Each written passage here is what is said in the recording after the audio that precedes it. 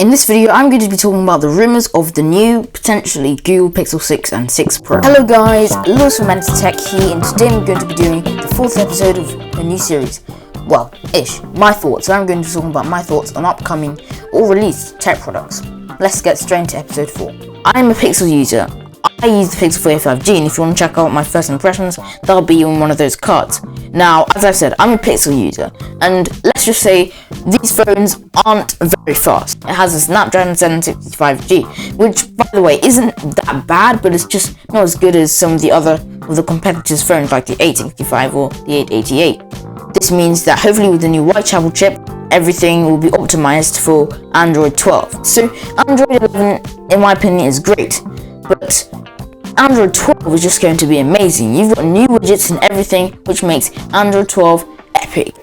We have a few renders, and one thing I definitely don't like though is the design. These aren't going to be the renders that we may or may not see in the future, but if they are, then I probably won't get this phone. In my opinion, I would like to see a design that is more similar to the Pixels we have now.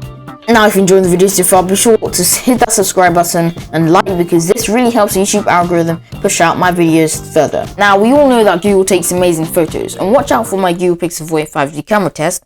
If you do get this new sensor inside, being the Sony IMX800, that's just going to make the photos and videos potentially a whole lot better. Now, if you did enjoy this video, definitely enjoy my other My Thoughts videos, and there's also a video up there, specially picked by me for you to watch.